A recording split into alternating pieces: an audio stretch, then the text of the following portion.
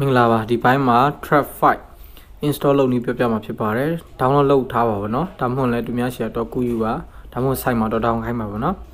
zip ဖြည့်လိုက်ပြီပေါ့ကျွန်တော်ရစ်ထားတာပါဟုတ်ပြီ zip ဖြည့်လိုက်တဲ့ folder ကိုကျွန်တော်ဝင်မယ်ပေါ့เนาะပြီးရင်ဒီကောင်လေးပေါ်မှာ select ပေးပြီးတော့ right click နှိပ်ပြီး run as နဲ့ run လိုက်မယ်ပေါ့เนาะဒါကတော့တကယ်ကျတော့မမြင်ရပါဘူး okay ပေးလိုက်တယ်ပေါ့နော်ဒီချိန်မှာဒီဟာရလာတယ် next တွေနဲ့ဒီခု I accept ဆိုလေးဖွင့်ပြီးတော့ဆက်ပြီးတော့ next ကိုပေါ်လာတဲ့ဟာလေးတွေကိုဒီခုလောက်တဲ့အတိုင်းလိုက်နှိပ်တော့မယ်ပေါ့နော်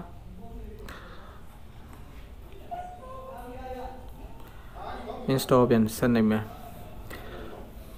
ဒီမှာအရန်ကြာပါတယ်ကျွန်တော်နည်းနည်းကြော်ထားတာပါဟုတ်ပြီ finish ဆိုလေးကိုနှိပ်လိုက်မယ်နောက်တစ်ခါ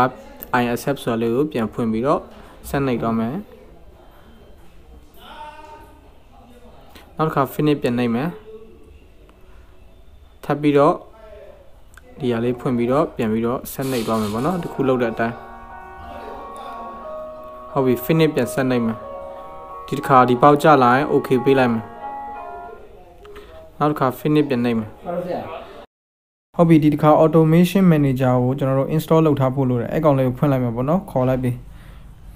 ဆက်ပြီးတော့ဒီ next ကိုဆက်နှိပ်မယ်ပေါ့နော်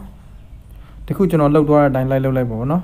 ဟုတ်ပြီဒီမှာ save automation file ဆိုလေးကျွန်တော်ထိလိုက်မယ်ဘယ်နာ save မလဲပေါ့နော်ကျွန်တော်လမ်းကြောင်းတစ်ခုပေးလိုက်ကျွန်တော်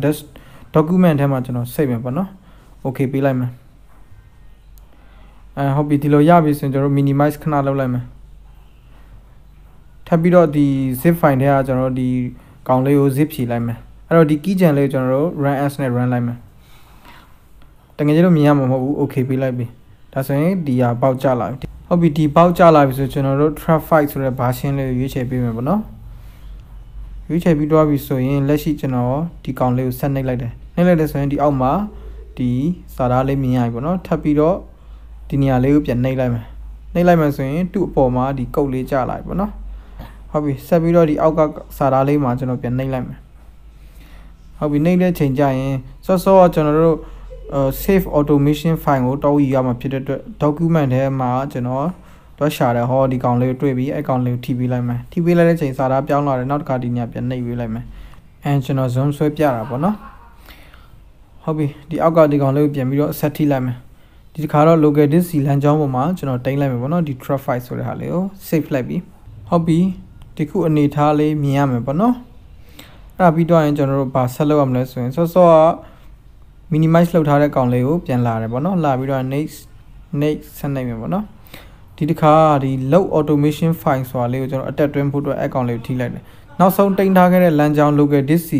ဟုတ်ပြီအဲ့လမ်းကြောင်းထဲကိုတွားပြီးတော့ဒီ trap file ဆိုတာလေးကိုရွေးချယ်ပေးရမှာဖြစ်ပါတယ်အဲ့တော့ trap file ဆိုတာရွေးချယ်လိုက်ဒီအနေထားရလာပြီအဲ့ဒါဆိုရင် next နိုင်မယ်ပေါ့နော်ပြီးရင် done နှိပ်လိုက်မယ်ဒါဆိုရင်ကျွန်တော်တို့install လုပ်တာအောင်မြင်တော့